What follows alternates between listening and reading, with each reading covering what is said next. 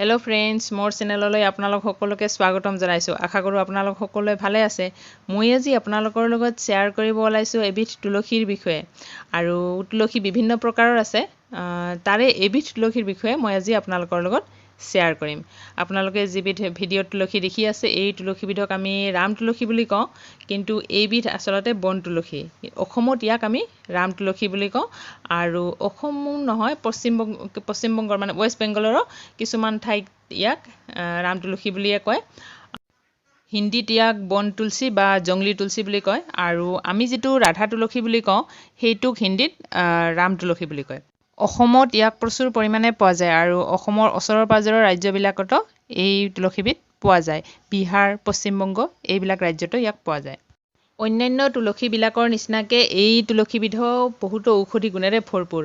আমাৰ কাহ হলে এই তুলসীবিধৰ যদি আমি পাত কেইখিলামান মানে পানীত তিয়াই সেই পানীখিনি যদি উতলাই খাওঁ তেতিয়া হলে আমাৰ কাহৰ বহুতখিনি উপশম হয় আৰু থেতেলিয়াও ৰস খাব পাৰি তেনেকে আৰু আমাৰ যদি কিবা বিষ হয় মানে মূৰৰ বিষ বা এনেকুৱা কিছুমান ঘাৰ বিষ এনেকুৱা যদি হয় তেতিয়া হলে ইয়াৰ পাত আমি থেতেলিয়াই তাত লগাই দিলে বহুখিনি উপশম পায় আৰু মানে আমাৰ মৌমাখি যে আছে মৌমাখি কামুৰিলে এই তুলসীবিধৰ পাতবিলাক থেতেলিয়াই যদি দিয়া হয় তেতিয়া হলে বিষ বহুত পৰিমাণে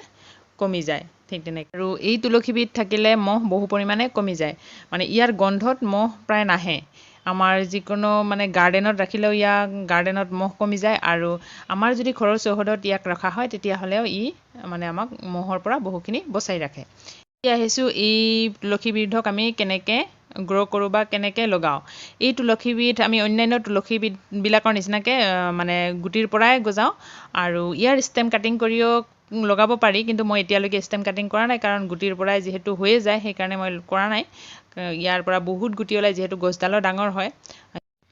এই তুলসীবিধৰ যতন তেনেকৈ ল'ব নালাগে ই নিজে নিজে ডাঙৰে হৈ গৈ থাকে যিহেতু মাটিত হয় আৰু যদি আমি ইয়াক টাবত লগাওঁ তেতিয়াহ'লে ইয়াক অলপ যতন ল'বই লাগিব কিন্তু তেনেকুৱা ইমান বহুত ৰিচ চইল তেনেকুৱা নালাগে ই মানে সাধাৰণ মাটিতে হৈ যায় এয়া মই তুলসীৰ যেটো পূজা কৰা তাতে লগাই থৈছোঁ ই বহু ডাঙৰ হৈ যায় ই এয়া চাওক অন্যান্য তুলসীবিলাকতকৈ এই তুলসীবিধ বহুত ডাঙৰ হয় ইয়াৰ উচ্চতা প্ৰায় 3 ফুটলৈকে হয় আৰু যদি মানে হাৰুৱা মাটি হয় তেতিয়াহ'লে 4 ফুটলৈকে ই মানে ওখ হৈ যায় বহুত আৰু জপহা হয় সেইকাৰণে আমাৰ টাবত ৰুবলৈ এই তুলসীবিধক অলপ অসুবিধা হয় কিন্তু মাটিত লগালে বেছি ভাল হয় কিন্তু লগাব পাৰি টাবতো ভালকৈ যতন লৈ থাকিলে টাবতো লগাব পাৰি ইয়াৰ ফুলবিলাকো বহুত ডাঙৰ এয়া ফুলি মোৰ গছডাল ফুলি গ'ল ইতিমধ্যে মই তেনেকৈ দেখুৱাব নোৱাৰিলোঁ এইবিলাক ফুলি মানে ফলবিলাক সৰি গৈছে তেনেকৈ ইয়াত আৰু এতিয়া নতুনকৈ ফুলিব মানে নতুনকৈ পাত আহিলে নতুনকৈ ফুলিব এই তুলসীবিধৰ গছ মোৰ বহুকেইডাল আছে ইয়াততো একেলগে দুডালেই আছে আৰু ইয়াতো আছে তেনেকৈ দুডাল একেলগে দুডাল আছে আৰু বেলেগ বেলেগ ঠাইতো আছে মই যিমান পাৰোঁ ৰাখিছোঁ বাৰিষাটোৰ কাৰণে আৰু এইডাল ফুলিব ধৰিছে মানে মঞ্জুৰি ওলাই আহিছে কিন্তু এতিয়ালৈকে ডাঙৰ হোৱা নাই বহুখিনি সৰুই আছে ডাঙৰ হ'ব আৰু গছডালো ডাঙৰ ইয়াৰ ফুল মানে ফুলবিলাকো মঞ্জুৰিবিলাকো বহুত ডাঙৰ হয় তেনেকৈ আৰু ইয়াৰ পাত কেইখিলা এতিয়াও ধুনীয়া হৈ আছে মই তেনেকৈ মানে ছিঙোৱা নাই এই গছডালৰ সেইকাৰণে ধুনীয়া হৈ আছে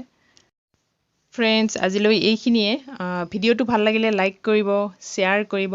আৰু মোৰ চেনেলটোত যদি নতুন হয় তেতিয়াহ'লে ছাবস্ক্ৰাইব কৰিব আৰু ভিডিঅ'টো কেনে লাগিলে কমেণ্ট কৰি জনাবচোন নেক্সট ভিডিঅ'লৈকে বাই